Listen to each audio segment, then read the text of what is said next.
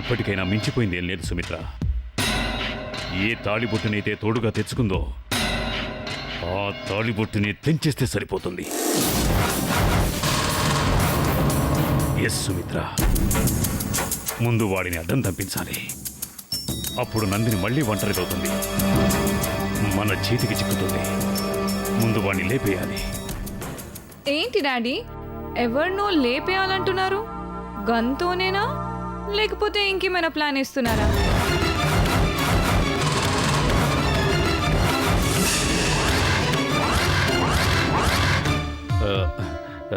అంజలి, ఏం మాట్లాడుతున్నావు నువ్వు? నేనేం మాట్లాడట్లేదు డాడీ, మీరు మాట్లాడుతున్నా దేని గురించా అని అడుగుతున్నాను. ఇంతకీ దేని గురించి ఎవరిని లేపాలనుకుంటున్నారు? ఏంటమ్మా, మనుషులు లేపేయటానికి మనం ఏమన్నా మర్డర్స్మా లేకపోతే క్రిమినల్స్మా? మనకి ఎప్పుడూ ఉండే బిజినెస్ గొడవల గురించి మాట్లాడుకుంటున్నాం. బిజినెస్ అన్నాక ఎలాంటి టెన్షన్లు ఉంటాయో నీకు తెలియదమ్మా. ఆ టెన్షన్లో ఏవో ఇలాంటి మాటలు వచ్చేస్తుంటాయి. అయినా చిన్నపిల్లవి నీకెందుకు ఇవన్నీ? వెళ్ళి చదువుకో. ఇక్కడ ఏదో సామాన్ పడిన శబ్దం వినిపిస్తే విని వచ్చాను. అయినా గదిలో సామాన్లన్నీ చిందరవిందరగా పడున్నాయి ఏంటి మమ్మీ? పండుగ వస్తుంది కదా అని బూజు దులుపుతున్నాను. అన్నీ కావాలి నీకు, వెళ్ళి చదువుకోమన్నానా?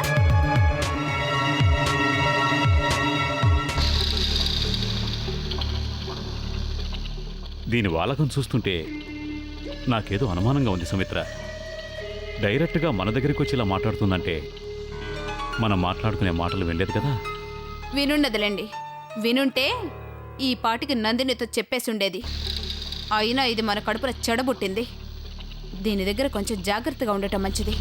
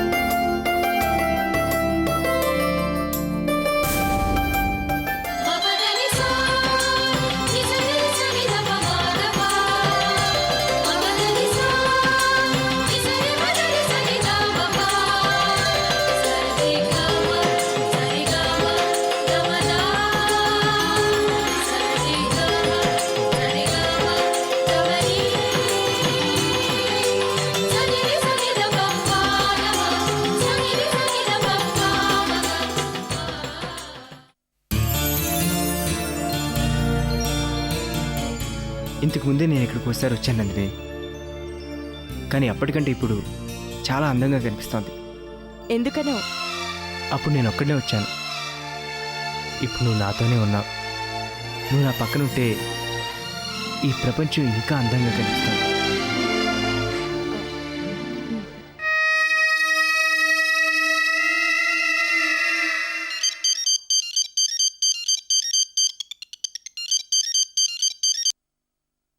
హలో హాయ్ నందిని, ఎలా ఉన్నావు?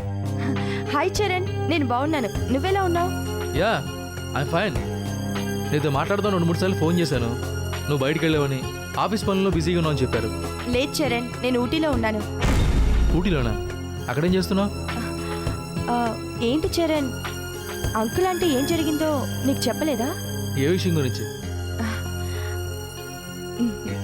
నేను రాహుల్ రిజిస్టర్ మ్యారేజ్ చేసుకున్న విషయం గురించి.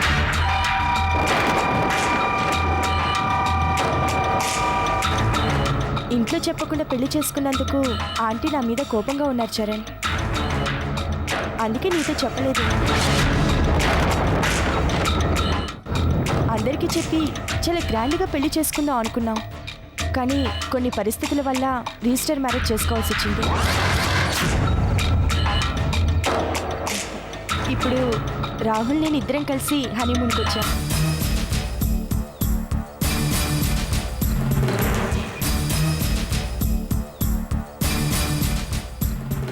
హలో హలో చరణ్, చరణ్ లైన్లోనే ఉన్నావా? ఆ, చెప్పు నందిని.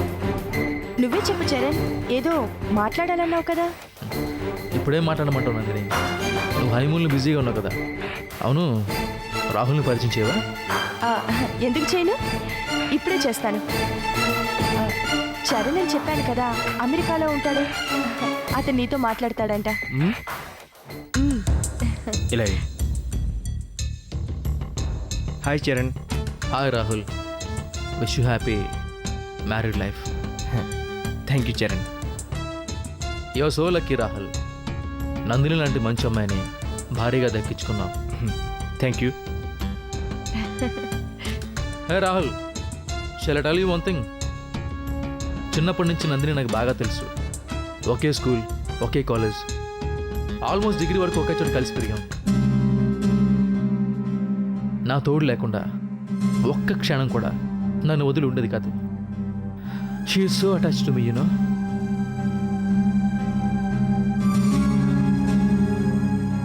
నేను ఎంబీఏ చేయడం కోసం యూఎస్ రాకుండా ఉంటే మా మధ్య అసలు గ్యాప్ వచ్చిండేది కాదు. నందిని నీకు దక్కుండేది కాదు.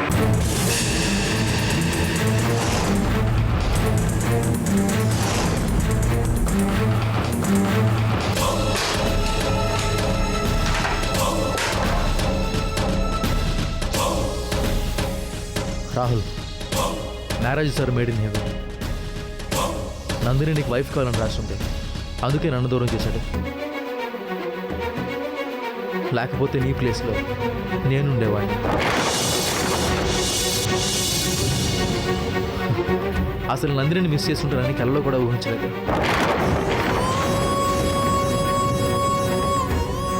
Once again congratulations. Have a nice time Rahul. Bye.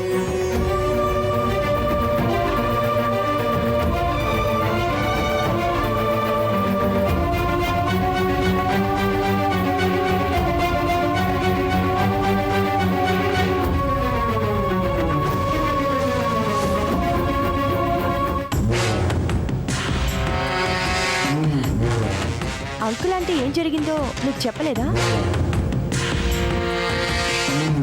నేను రాహుల్ రిజిస్టర్ మ్యారేజ్ చేసుకున్న విషయం గురించి.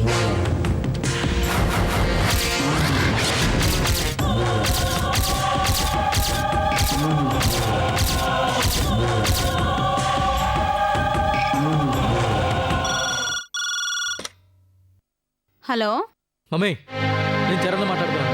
చరణ్, ఎలా ఉన్నావు నాన్న? అవన్నీ తర్వాత. నేను అడిగిన దానికి ముందు సమాధానం చెప్పు. ఇంట్లో ఎంత విషయం జరుగుతున్నా నాతో ఒక్క మాట ఎందుకు చెప్పలేదు? ఏ విషయం గురించిరా? నాతో చెప్పకుండా మీరు దాచిన విషయం. నందినికి రాహుల్కి పెళ్ళైందా లేదా? నందిని నాకు ఇచ్చి పెళ్లి చేస్తున్నారు. అది రాహుల్ పెళ్లి చేసుకుంటే మీరేం చేస్తున్నారు? దాని గురించి నన్ను అడుగుతావేంట్రా? మీ నాన్నగారిని అడుగు. ఆ రాహుల్ గారు దాని వెంట పడుతున్నాడు. ఏదో ఒక రోజున మన కొంప ముంచేటట్టున్నాడు. జాగ్రత్త పడండి అని చెబుతూనే ఉన్నాను.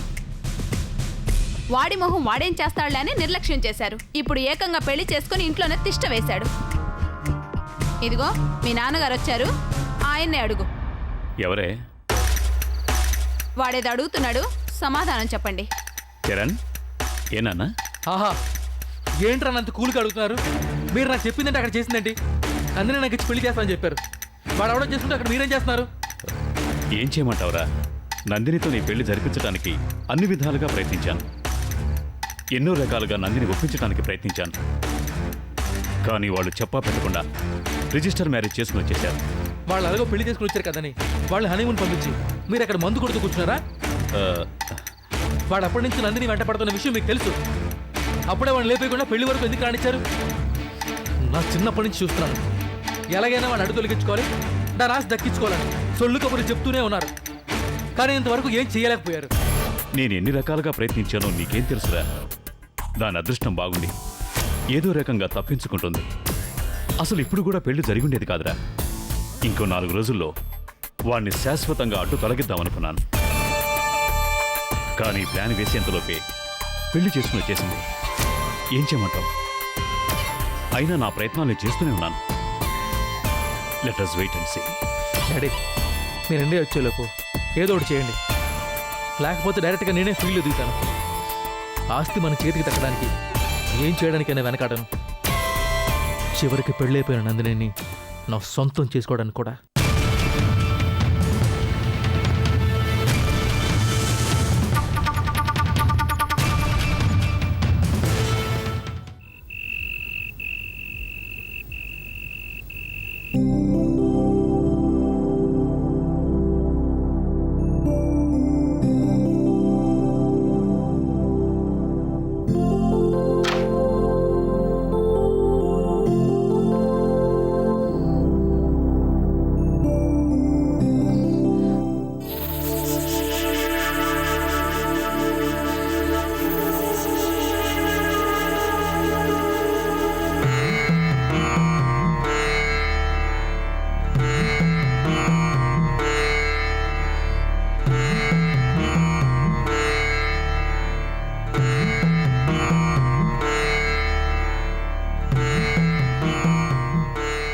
వాసంతి, నిజంగా నీ మనసులో నాకు స్థానం కలిగేంత వరకు ఈ గదిలో కూడా నాకు స్థానం లేదు.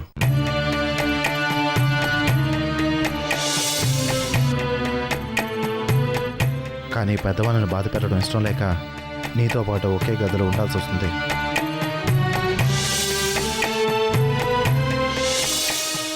కానీ ఈరోజు రాత్రి నాకు ఒక చిన్న పార్టీ ఉంది.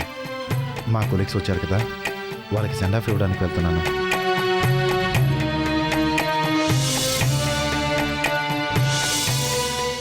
నువ్వు తలుపులు దగ్గరికి వేసుకుని పడుకో. ఏదో ఒక టైంలో నేను వచ్చేస్తాను. అన్నట్టు వెనక తలుపులు తెరిచి ఉంచడం మర్చిపోవద్దు.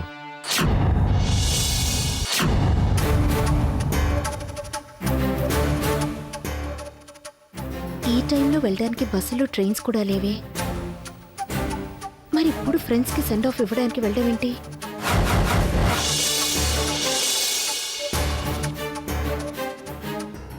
ఇంతకీ ఈయన నిజమే చెప్తున్నారా? మనిషిని చూస్తే అలా అనిపించట్లేదు. కానీ మొదటి రోజు రాత్రి బయటికి వెళ్ళారు, ఈరోజు కూడా వెళ్ళారు.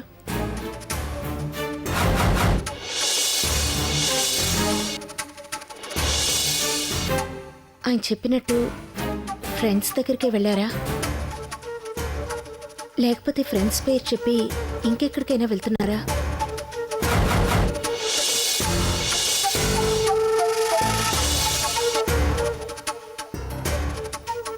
అసలు రాత్రి కనిపించకుండా పోయిన నగలేవినట్టు?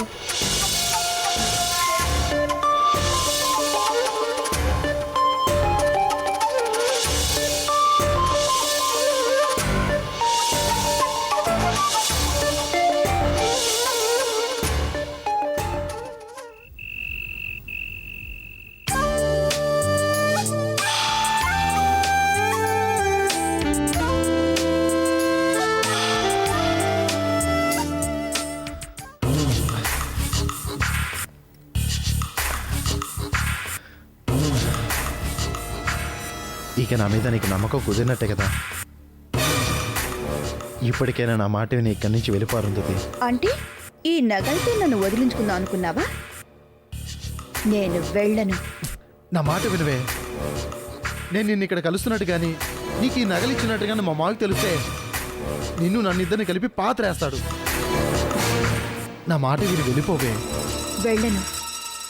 2 సంవత్సరాలుగా నన్ను వాడుకుని ఇప్పుడు వదిలించుకోవడానికి నువ్వు ఈ కట్టుకథలు చెప్తున్నావని నాకు తెలుసు. నువ్వు దాన్ని వదిలి రావాలి, లేదంటే ఆస్తి మొత్తం నా చేతిలో కన్నా రావాలి. అంతవరకు నిన్ను విడిచిపెట్టి నేను వెళ్ళను. నువ్వు ఇలా మొండి పట్టు పడితే మొదటికే మోసం వస్తుంది. నువ్వు ఇక్కడ ఉండడం వల్ల ఇప్పటికే ఊళ్ళో వాళ్ళందరికీ అనుమానం వచ్చిందని మా పెద్దమ్మ చెప్తుంది. వాళ్ళు మన విషయం మా మావయ్య గారికి మోసేశారే అనుకో, ఇంకొక క్షణం కూడా మా మావయ్య మనల్ని బతకనివ్వడు. నా మాట విని వెళ్ళిపోవే. కొద్ది రోజుల్లో దాన్ని తీసుకొస్తానని నేనే చెప్తున్నాను కదా. రాకపోతే నువ్వే ఇక్కడికి వచ్చేది కానీ. సరేనా? 4 రోజులు తిరిగేసరికల్లా దాన్ని తీసుకొచ్చి సిటీలో కాపురం పెడతాను. దాన్ని తగిలేసే ప్రతిసారి పుట్టింటి నుంచి డబ్బు తీసుకొస్తుంది. అప్పుడు మనం హ్యాపీగా ఎంజాయ్ చేయొచ్చు. ఇంకా నువ్వే మనం పెట్టుకోకుండా వెళ్ళిపో. సరే, నువ్వింతగా చెప్తున్నావు కాబట్టి వెళ్ళిపోతాను. కానీ 4 రోజుల్లో కనుక నువ్వు సిటీకి రాలేదనుకో, వెంటనే బయలుదేరి ఇక్కడికి వచ్చి నేరుగా మీ మామయ్య దగ్గరికి వెళ్ళి నిజం చెప్పేస్తాను.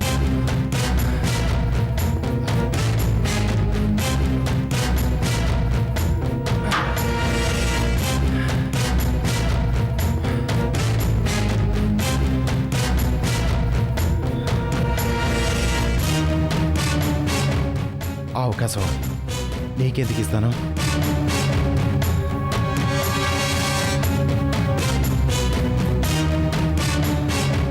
నేనే నీ దగ్గరకు వచ్చి వాడుకోను.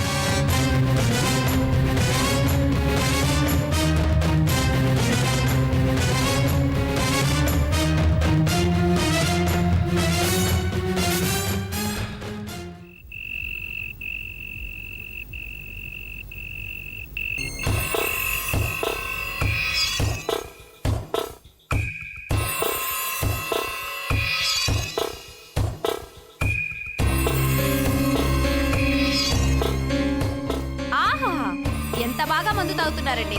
మీరు ఇలా మందు తాగుతూ కూర్చోండి. అక్కడ వాళ్ళు హనీమూన్ పూర్తి చేసుకుని 9 నెలలు తిరిగేసరికల్లా ఒక పిల్లాడిని కని మన చేతుల్లో పెడతారు. అప్పుడు మనిద్దరం కలిసి ఆ పిల్లాడిని ఆడించుకుంటా కూర్చుందాం. నవ్వుతున్నారా? నవ్వుతానికి మీకు కొంచెం కూడా సిగ్గుగా లేదా? ఆవేశంలో నోటికొచ్చినట్టు వాగ్దానాలు చేయటం, ఆ తర్వాత అన్ని మర్చిపోయి మందు తాగుతూ తీరిగ్గా కూర్చోటం మీకు బాగా అలవాటైపోయింది. వాడిని చంపేస్తాను, దాని మెళ్ళో తాళి తెంచేస్తాను అని తెగ ఆవేశపడి వాగ్దానాలు చేసేశారు కదా. ఇప్పుడేమైంది ఆవేశం అంతా? అసలు మీరు ఏదో ఒకటి చేస్తున్నారా లేదా?